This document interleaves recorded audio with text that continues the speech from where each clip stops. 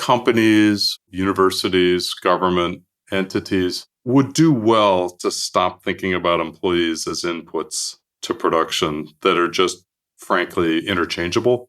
That comes from that you're just a Lego block and relatively interchangeable type of inputs to production thinking, as opposed to how do I design this system so that you want to be here much more than you want to be somewhere else, so we're not even having this conversation.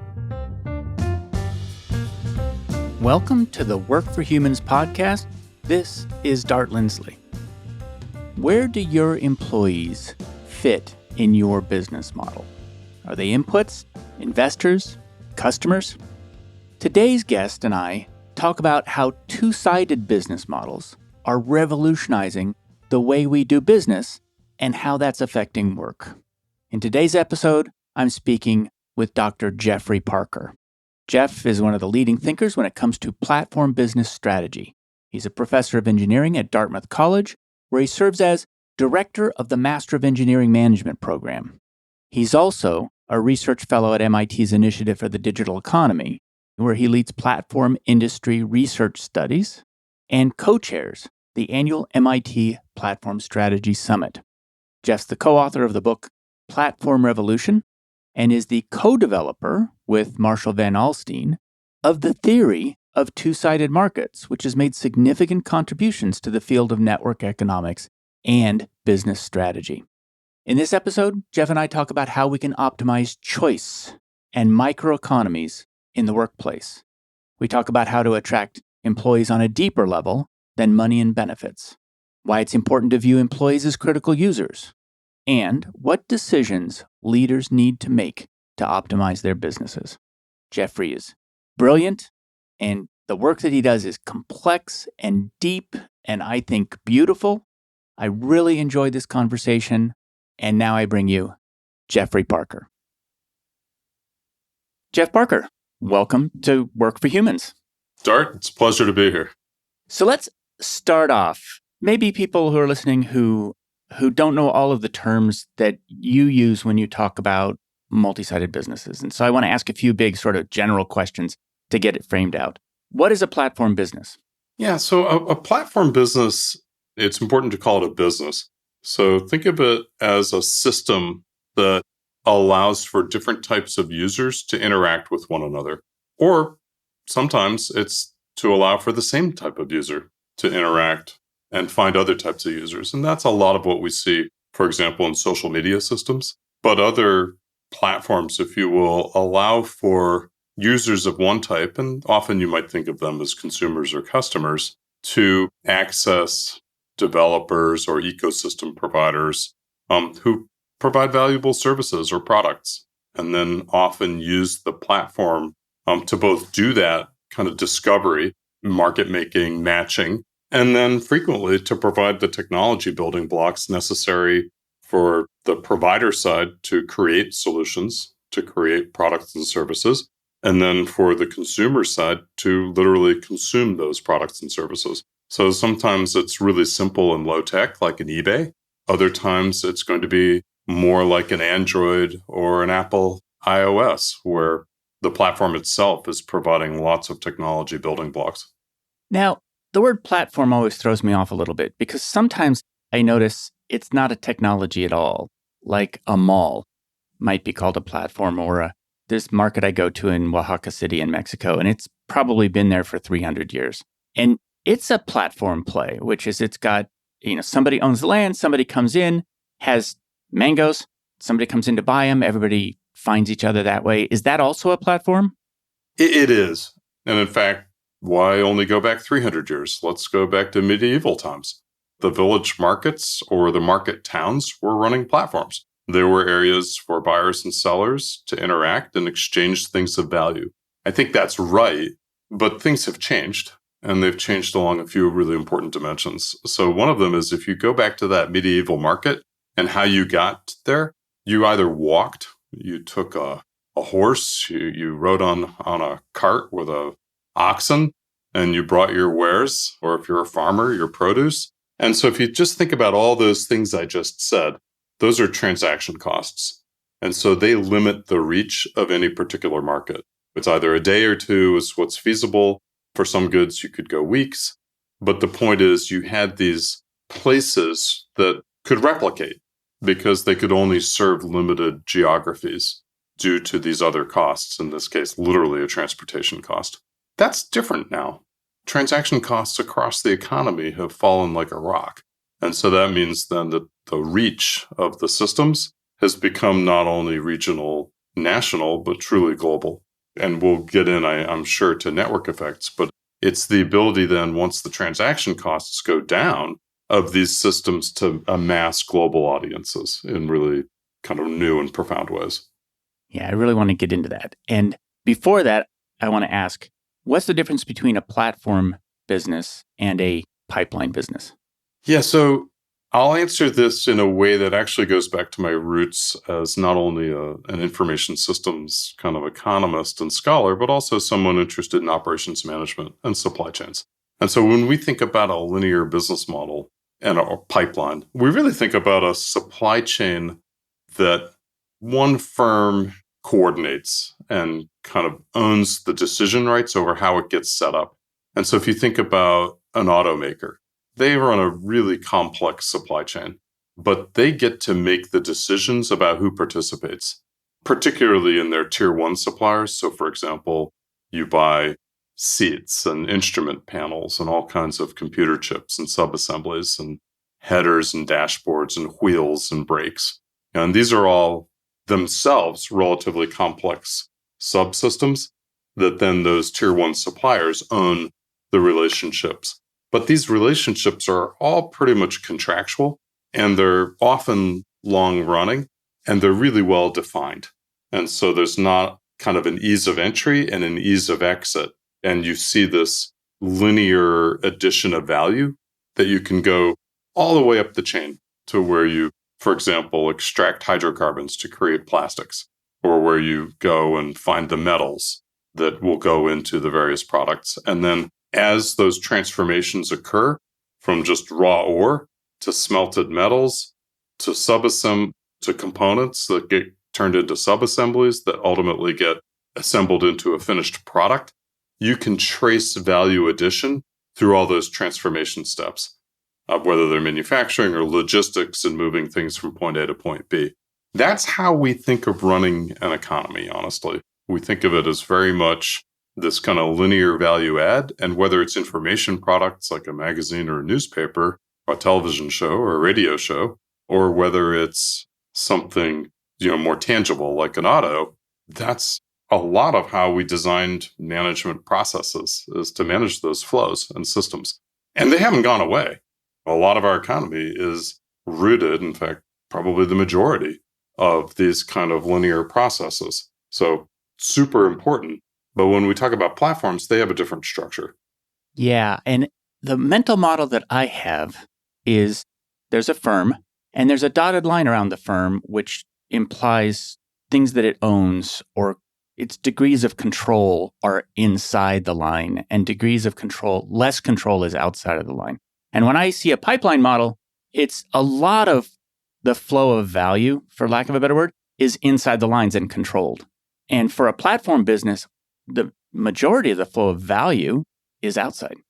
Yeah, and we actually call that inverting the firm, to where instead of trying to own all of the ways that value gets created, you're actually mostly coordinating, or you begin doing more coordination of value that's created by external partners. And frequently, you've got relatively loose, or if you will, open entry points, so that you don't have to pre-identify who's going to come to the system, but you let those parties self-identify, come connect, and then get access to other types of users through the system. That's why it's sort of both a production system, because frequently you have technology building blocks, but it's also a market, because you're allowing for external participants to come in, find one another, and then exchange something of value. I'd been thinking for a while about the idea that employees might be one end of a multi-sided market, so that they might be that thing. I want to start exploring that. And so, first of all, does that strike you as a crazy idea, or does that strike you as a reasonable idea? Well, actually, I think we're already starting to see it manifest itself in terms of these labor platforms. And so not only is it not a crazy idea, we're actually watching it bubble up in the economy at both kind of a blue collar or sort of tangible work, light manufacturing, logistics types of systems, all the way to kind of more technical work, if you will. And you could name platforms like Wanelo doing logistics and light manufacturing, and systems like Upwork doing kind of more programming or kind of more what you call knowledge work, where people can do it remotely even. And then things in the middle like 99 Designs for kind of website development, logo development, and other kind of design work.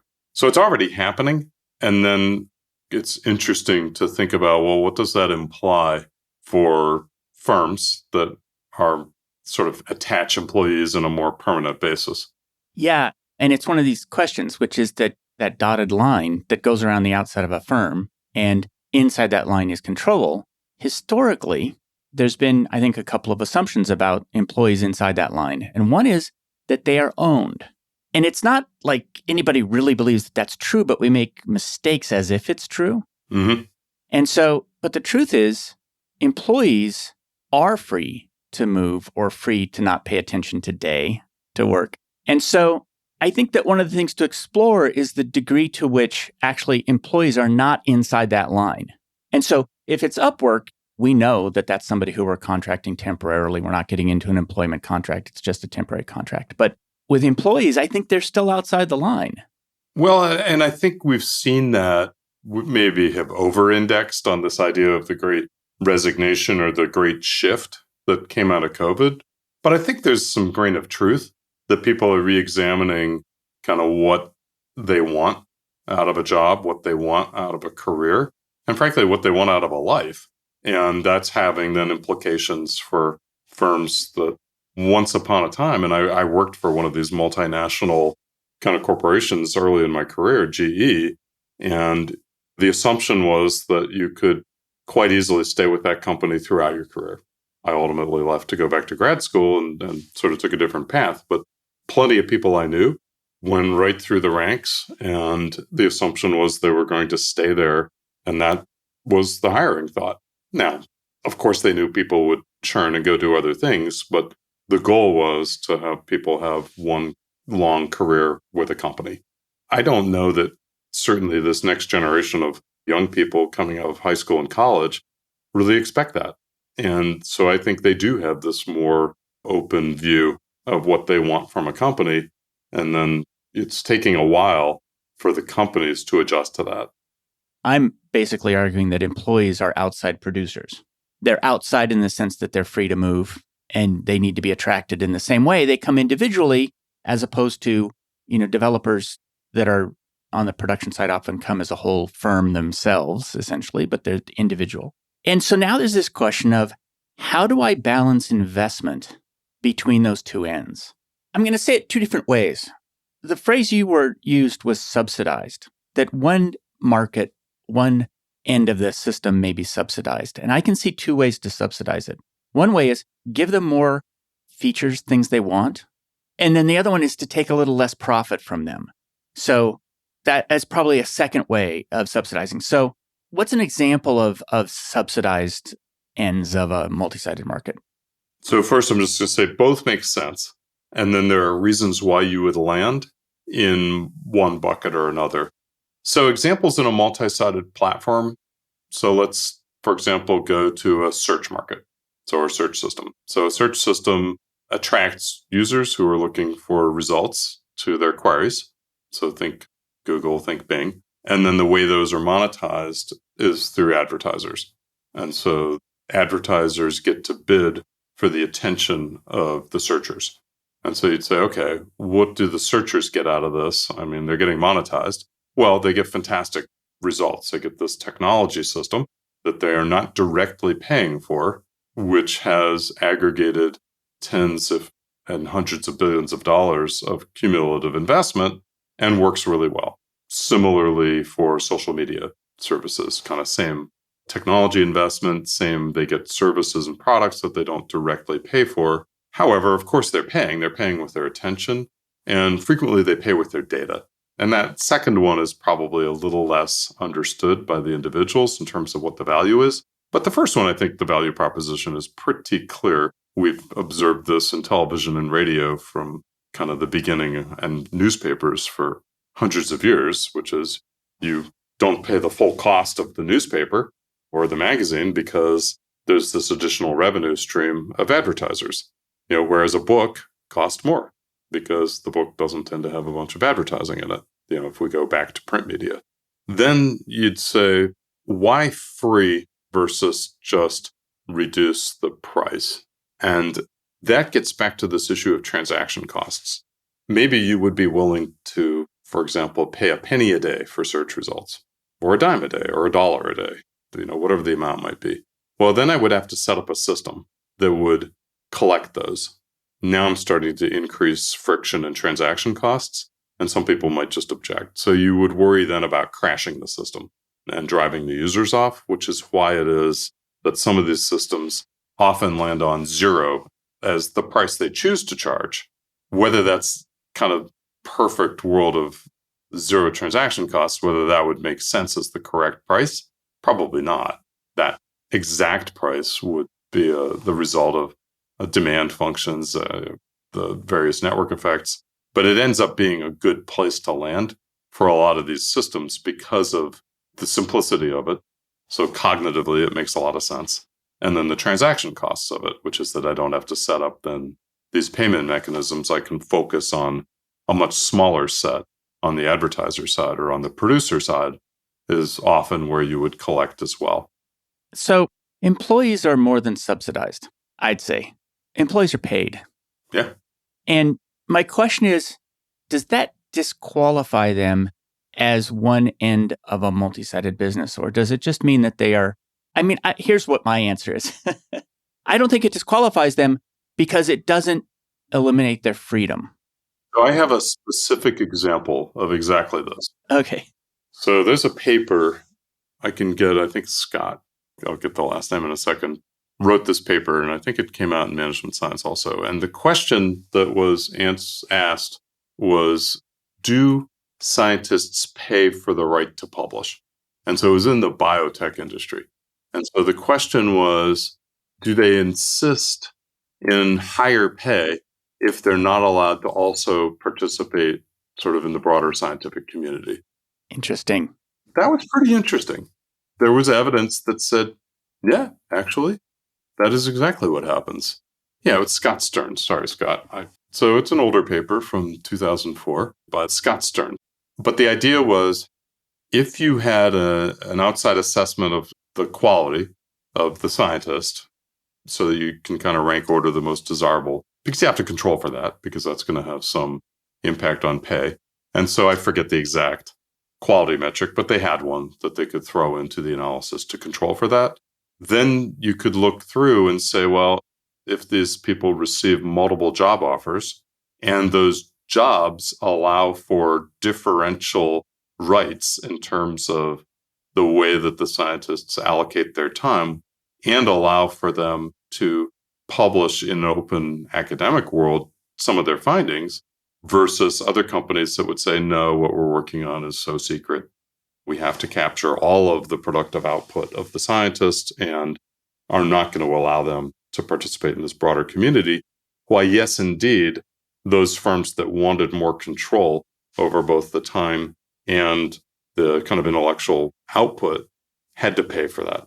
And then the flip side is the scientists themselves, by accepting lower pay to operate in a more open environment, we're making an explicit trade-off, and we're literally willing to pay for the privilege. So there's evidence that supports that exact idea.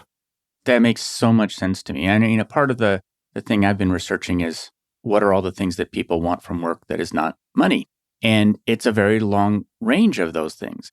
And speaking of microeconomies, this is a bit of a diversion from where I was going next. But once you realize that there's a lot of value flowing through companies to employees that is not money, then you realize that there's all these non-monetary economies inside the firm that can be optimized and aren't. And an example of that is So one of the things that people want from work, especially in my world, is puzzles to solve, interesting puzzles. Well, there's only so many puzzles to solve. Creating an economy in which those puzzles can be allocated to, it's really kind of a barter system because I have to know what kind of puzzles you like. It's a matching problem, which is not everybody likes the same kind of puzzles. So there's an interesting microeconomy in there of that stuff. I love that. That's some of what I did in my dissertation. Was I was really interested in this issue of project choice and the projects that people could get themselves assigned to within a company. And I was exploring this dimension of if you work on things that are only of benefit to one particular company, do you have to pay people in effect more because that's not improving their outside marketability? Versus do some people want to work on projects that are the latest technology that will allow them to get their next job? And then, how do they think about that trade-off? And then how do companies incentivize people to choose projects which are clearly limiting their outside options? And so it kind of gets to that same thing. It really does. And it's interesting because I find two different strategies. One of them is the abalone strategy, which is I'm going to become the world's leading expert in this company's specific thing, and I'll be indispensable. And then there's the fish model, which is I need to learn things that are very horizontal skills that can take me to other places. And they both work, but when the tide goes out, the abalone dies, which is if you become the world's leading expert in some obsolete operating system, your company better live. Well, COBOL comes to mind. That turned out to be a good one. And interestingly, apparently all of the power plants in the country are running some operating system that only a handful of people know and nobody's willing to learn. And they get paid a fortune because they're actually that abalone model is working for them. But for every one of those, if you specialize in an obsolete dead-end technology, then you either have to be willing to retrain, relearn, or you discover that you take a really significant kind of pay cut income hit, or you retire early, and perhaps earlier than you wanted to. Yeah, my friend's grandfather was a gilder. He gilded domes. Bang, disappeared. Well, so here's one of the questions. This part about attracting outside producers. This is actually, I think this is really relevant to this question. Outside producers, including employees being outside producers, in my mind. The traditional pipeline model looks at inputs to production. Mm-hmm. And accidentally, we have continued to frame employees as an input to production. And what that does, I think, to the mental model of an organization is that it gives you fewer levers with which to attract those outside producers. Because an input to production is essentially, it's a bought thing and it's owned. And so what a lot of businesses have turned to is I can buy you better as an outside producer, which is I can pay you more money, or I can ask less of you, which is I can give you more vacation, for instance. I can give you more days off. But those are the two levers that the pipeline model has for inputs to production, essentially. When an outside producer becomes more like a customer, which is that they want a lot more than just the pay. And frankly, they don't even really want the vacation. What they want, I have found, is great work. And great work is different for different people. And you really named it. I love this paper. I'm going to track it down by Scott Stern, which is that some things that people want is they want to build a legacy. And if I can't publish externally, I can't create a record of my existence in the world.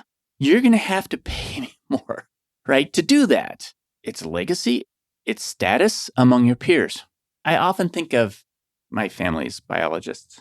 There were a bunch of scientists who did extraordinary things during World War II in biology and couldn't publish because it was top secret. They eventually did, and they eventually got the credit. But so I guess what I'm saying is that when you switch from the idea that one side of this model is a simple input to production, but actually more like a customer that needs to be attracted, and orchestrated is a word that you use, which I like a lot, which is that you have to orchestrate this economy. Then all of a sudden, a whole set of levers are available to you that are not otherwise. Let me riff on that a little bit because I like that. I want to unpack it. You talk about wanting great work. great puzzles, interesting problems, interesting projects. And for some, literally, they're looking for sort of deeper meaning in that work. They want to work on problems that don't just have financial impacts, but that they view as meaningful and important in the world, which makes a lot of sense. Then you'd also say, well, they also want great sort of infrastructure. They need to actually have the tools, the systems, the capabilities, the data, the machinery, if you will, the IT, all of the routines, processes that allow for them to actually get to solve these great problems, this great work. And the reason I'm trying to split it into two, that says you want to work at a firm that it either chooses to tackle great problems or attracts great problems for others to provide to them to tackle, and then has the resources internally that allow me to have success as an employee against those. And so a lot of that could easily be non-monetary. I mean, I would go somewhere, and I think any of us would, that has this amazing set of resources that lets us do meaningful work, that you would then view as more important than straight up pay. Yes. And this has an implication. It probably does in multi-sided markets, that other ones as well, which is, as a firm, if you are somebody who is an outside producer, I need to attract customers on the other end who are going to give me the kind of work that I can then hand on to you that's great work. We discussed earlier the idea of universities. One is, are you working at a university that attracts grants? That's for one thing. But are you working at a university that attracts the kind of students you want to teach? That's another thing. So what happens is that there's I'm going to say a supply chain of work that may be good or bad that's coming from the other side. And a part of the firm's role, and in part of a manager's role, is actually also to attract work inside the company. That's valuable. I mean, I think that metaphor works perfectly. I think a university is a good example because a lot of the faculty make an explicit choice to have the freedom to do lots of different things. And then that comes at a cost. You're not being compensated at the same level that you would externally. And lots of people are just fine with that. If you go into the physics and math departments and the economics department and the business schools and the engineering schools, I think you'll find a whole set of people that fit that exact description. And many of our arts and sciences departments, same thing, because they want access to the students. They want time, literally, to sit and produce things that are really open science or open works for the world. And that's part of what the system itself views as its mission, is to generate discovery. And giving you the freedom to pursue the problem that matters to you most, whatever that thing is. My father worked at the Oak Ridge National Labs, and before working for the University of California, and he always used to sort of say, they were really good at letting me work on what I wanted. And it wasn't necessarily expected of the national labs, but they gave him a great degree of freedom to pursue his interests, and that was valuable to him. He didn't want to teach, actually. He was a good teacher, but that was actually a cost of coming to the University of California. Yeah, and some people, again, that's just matching the system to preferences. If you stick with the university, we have plenty of faculty who are by and large more on the research side. And they like being able to attract students into their labs, but they don't necessarily want to run sort of the full gamut of a teaching responsibility or committees and sort of other things that you do. Yeah. Let me pause for a second because I know that there's questions I haven't asked, and there was one line of reasoning that I thought was, by the way, I'm loving the conversation, really.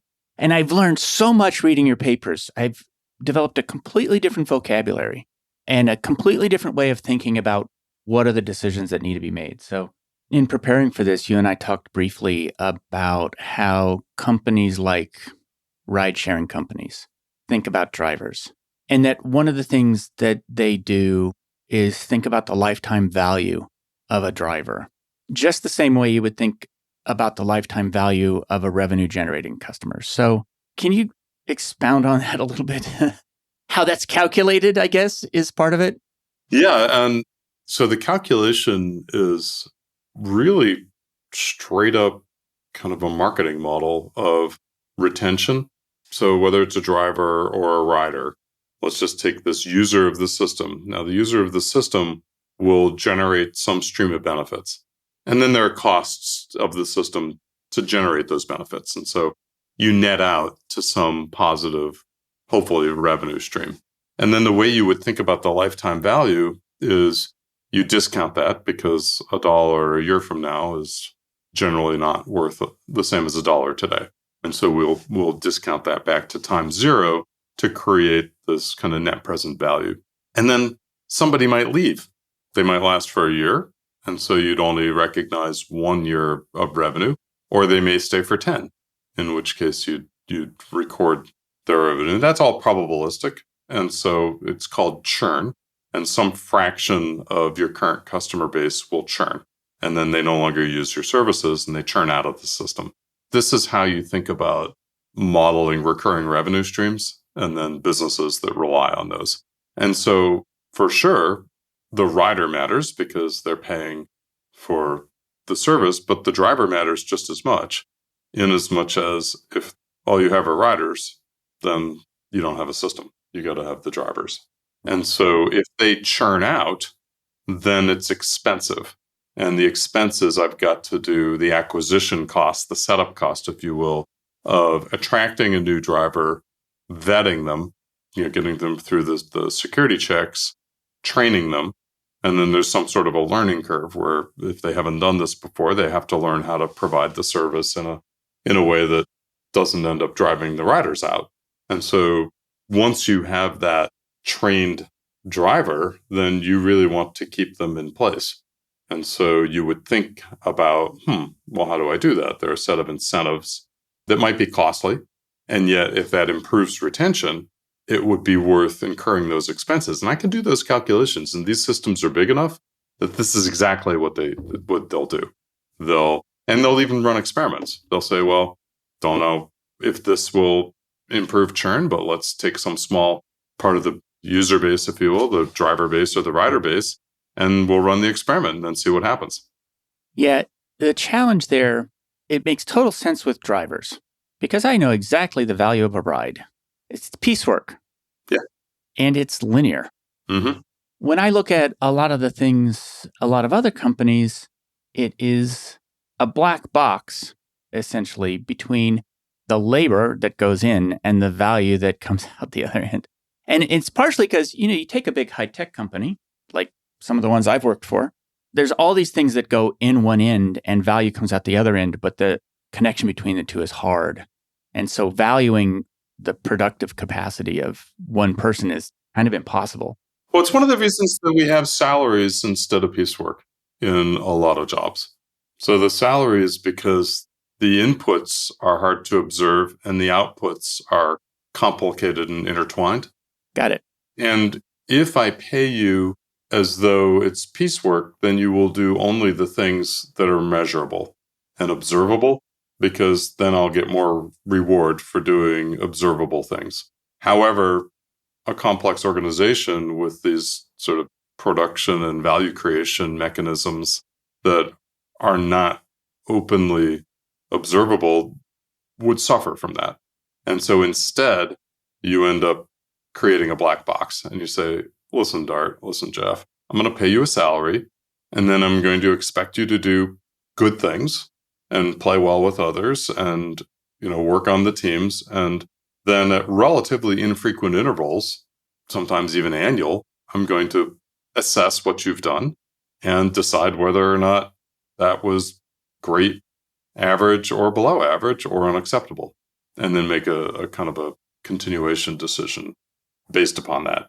That you're absolutely right, but there's a really tangible reason, which is this nature of observability.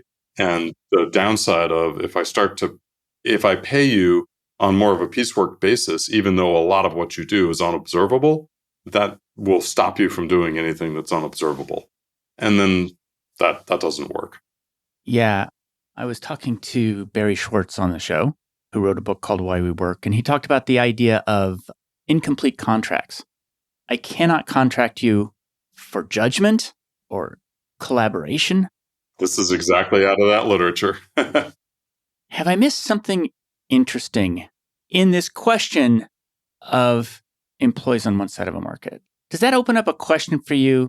Is there something that intrigues you in this idea that I'm not asking? So I do think that companies or not, universities, government entities would do well to stop thinking about employees as inputs to production that are just frankly interchangeable, because that gets you into some bad practices where you may lose talent because people, you say, well, if you want more, and more might be pay, freedom, different, just you want something else. Then some organizations will say, well, listen, I don't think you're that valuable. So you go prove it, generate an outside offer, and then I'll match that. To which, the response is, that's very costly, what you just asked the employee to do. And once they've gotten down that path, you've pretty much halfway lost them, if not all the way, because they may be relying upon social networks and costly actions that they have to take themselves. And then if that gets generated, they may feel obligated to accept that.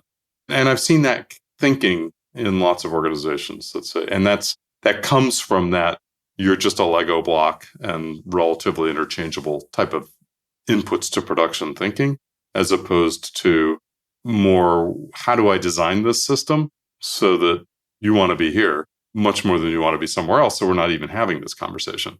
And I've seen both sides of it. I've seen places that are proactive, but I've seen a lot more that are more reactive. And it gets to this idea of, how can I bargain you down to your reservation price, to essentially use this kind of contracting language. In the long run, that's probably not a great way to run the system, because it's that danger of incomplete contract where you're really rewarding things that are more observable and then thinking about paying on those, but kind of missing the broader system. So if anything, this notion of platform, the biggest sort of benefit is just seeing much more that the employees are critical users, stakeholders. They have a lot of freedom in the system, and increasingly more freedom, because I think the economy churns more. And so that allows people to transfer around more. And so organizations can either try to hang on to them or conversely make themselves more open to sort of that flow and create systems and processes that allow for people to plug in more quickly and easily, or potentially to benefit from, again, sort of these outside producers. Yeah, I really like that as a combination. And that part about hanging on, to some extent, is hanging on or continue to attract, I guess, these outside producers through things besides money. I mean, actually, one of the switching costs when I left Cisco Systems and I went to Google, I didn't realize the switching cost of losing all my friends who were at my last company, right? That's a switching cost. And it's more than just friends. It's all the relationships that made me able to do my job were lost. And I'm still happy I did it, but it hurt. And it was a surprise. Yeah, and that's a big setup cost to become efficient in a new organization. You've got to learn what's there, who the people are, how to get work done. Yeah. And it took me a year and a half of excruciating discomfort to get there. And just to finish that thought, that's one of the reasons why I feel for people so much who've entered the labor force within the last couple of years, because, this system that we're using today, we've depended upon a lot. And for people who have established contacts and careers, it's not that hard to keep doing what you're doing. It's hard to do new things, but it's not that hard to keep doing what you're doing in this more distributed kind of online environment. But new people who need to learn how to work on teams together, that's a lot harder to do in this distributed environment. Part of the argument that goes with the concept that these employees are users, I'll say, is that the product that companies sell to them is the experience of work. Well, online work is a route to market versus on-prem. So the traditional model is a brick and mortar retail, essentially, situation. And the new model is online. For people coming into the job market, they want the brick and mortar because they want to develop those networks. They'd also like to have direct exposure to people with more experience who they can learn from. On the other hand, for people who are more established, maybe they have a different situation where they have kids at home or elders that they're taking care of. They want the online retail version. Yeah, and I think where we're aiming is some sort of hybrid. Yeah. I mean, that's certainly what we're finding. Our own people at Dartmouth are interested in some on-prem, some hybrid. And even the students, interestingly enough, are finding value in the ability to, for the most part, come in person. But, if they've got to fly out for an interview or do something and they still get to attend their class, that's okay. Yeah. And so we're grappling with trying to create the flexibility. What are our expectations? We haven't landed on a complete answer to that. If I were an undergraduate or a graduate, I would not pay for Dartmouth if I couldn't meet everybody else at Dartmouth. Yeah. I mean, I think that's a huge part of the value proposition. I know. So my last question, and I ask everybody, is what job do you hire your job to do for you? So first of all, I love my job. I consider myself super lucky to get to do what I do. The reason that I love it is that I get to solve or go after interesting problems of my own creation, sort of my own identification and my own creation. And then I get to pool resources. And those resources are often other faculty, or if I need money for data travel, or if I need contacts. But the point is, you've got to aggregate some resources. And then the most critical one of all is just the time and the freedom to do it. So you mentioned having read some papers.